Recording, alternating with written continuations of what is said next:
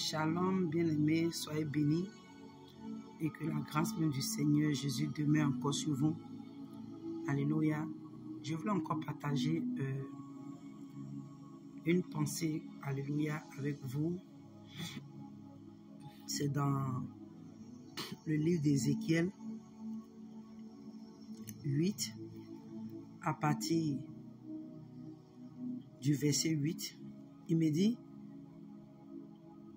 Fils de l'homme, perce la muraille. Je perçais la muraille, et voici, il y avait une porte. Et il me dit: entre et vois les méchantes abominations qu'ils commettent ici. J'entrai et je regardais, et voici, il y avait toutes sortes de figures, des reptiles et de bêtes abominables, et toutes les idoles de la maison d'Israël, peintes sur la muraille tout autour.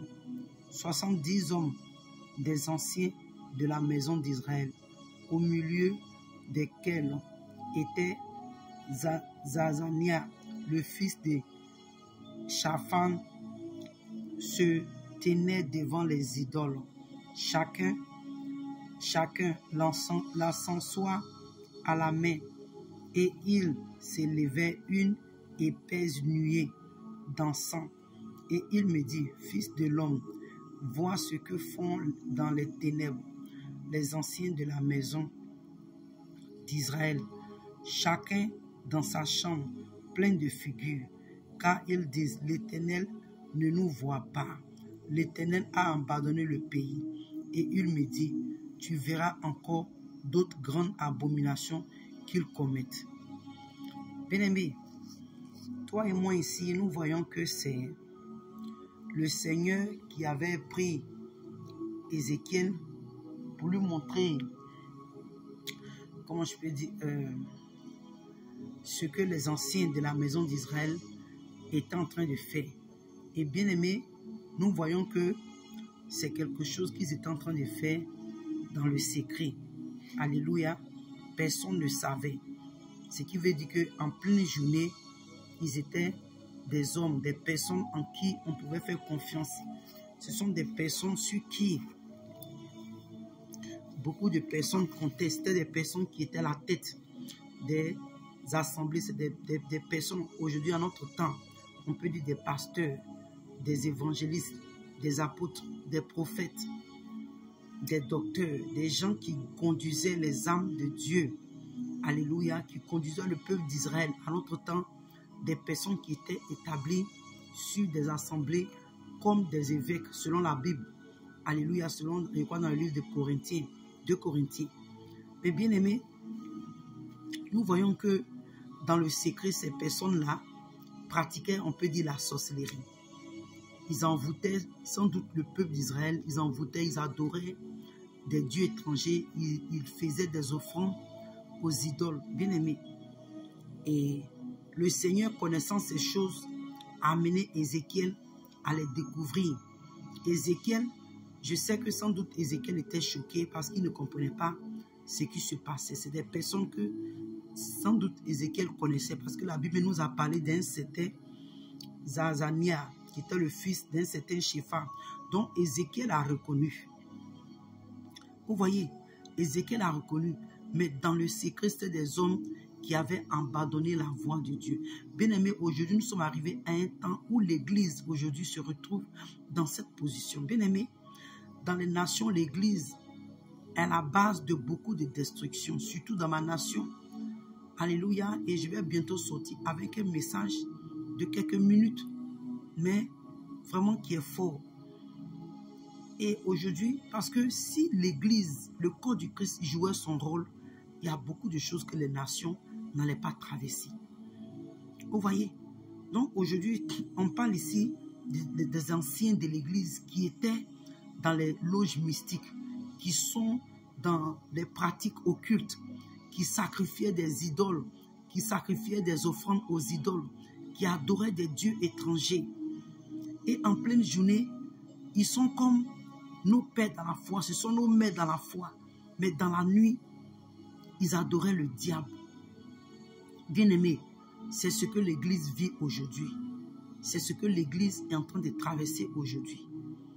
Peut-être que toi qui m'écoutes, ton père ou ta mère dans la foi est dans ses pratiques occultes.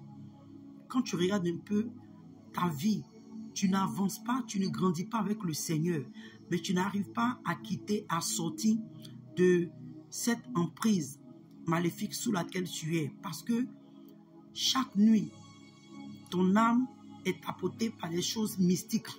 Ton âme a été enchaînée quelque part.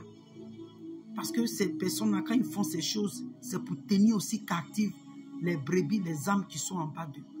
Et vous voyez, le Seigneur a dévoilé ça à Ézéchiel. Et nous sommes arrivés à la fin des temps aujourd'hui où il y a beaucoup d'Ézéchiel. Il y a des hommes et des femmes à qui Dieu révèle les choses. Bien aimé, souvent les choses sont tellement graves que tu ne peux pas en parler publiquement.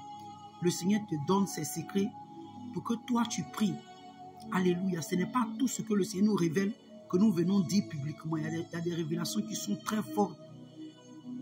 Vous voyez.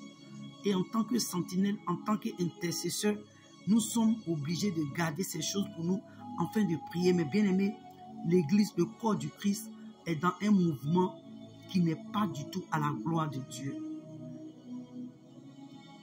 Nos pères et nos mères dans la foi, beaucoup d'entre eux ont quitté les voies de Dieu. Et comme le Seigneur parle depuis que beaucoup d'entre eux ne veulent pas se repentir, ne veulent pas revenir à Dieu, le Seigneur utilise des personnes comme Ézéchiel pour leur révéler les choses qu'ils font dans le secret. Et bien aimé, c'est dommage.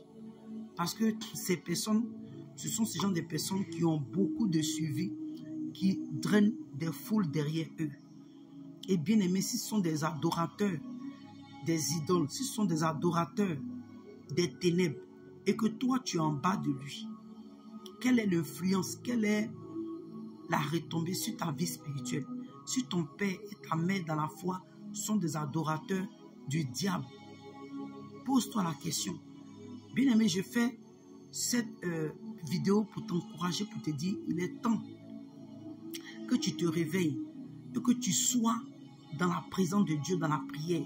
Parce qu'il y a des choses qui se passent dans le spirituel que toi et moi, nous n'avons pas le contrôle si Dieu ne nous révèle pas. Et bien aimé, beaucoup de chrétiens aujourd'hui ont servi à des sacrifices sur des autels étrangers parce qu'ils ont été pris en captivité, ils ont été envoûtés. Mais bien aimé, toi et moi qui avons encore la connaissance de ces choses, qui n'ont pas été pris au piège, c'est le temps pour toi et moi de nous réveiller spirituellement, d'être des femmes et des hommes de prière, afin que Dieu nous préserve, nous garde des pièges de l'ennemi. Parce que beaucoup de serviteurs et de servantes de Dieu se sont égarés, sont allés tisser des alliances avec des esprits des eaux, le monde des ténèbres, avec le diable. Et beaucoup de leurs membres sont sacrifiés, bien-aimés, sur leurs autels maléfiques. Donc je t'interpelle, bien-aimé, réveille-toi. La parole de Dieu nous dit dans le livre d'Éphésiens 5, verset 14. Il dit, toi qui dors parmi les morts, réveille-toi et relève-toi afin que Christ t'éclaire. Bien-aimé, ce message vient pour t'exhorter à te réveiller dans la prière, à te réveiller spirituellement. Bien-aimé, rentre en toi-même et fais ton mea culpa et regarde ce qui ne va pas dans ta vie et cherche réellement la face de Dieu afin que le Seigneur te positionne pour la fin des temps. Parce que, bien-aimé, nous sommes à la fin des temps. Le Seigneur m'a dit, l'ange de l'Éternel m'a dit que nous sommes à la fin des temps. Les temps sont finis. Nous sommes dans les 7 jours de Noé. Bien-aimé, qu'est-ce que tu fais de ton âme? Qu'est-ce que tu fais de ton salut? Vas-tu regarder les émotions parce que tu es attaché à ton père ou ta mère spirituelle pour laisser ton âme s'égarer? Je dis non. C'est le moment de te lever. Lève-toi et rentre en prière afin que Dieu te sauve. Shalom et shalom. Au nom de Jésus, réveille-toi, bien-aimé. Sois béni. Shalom.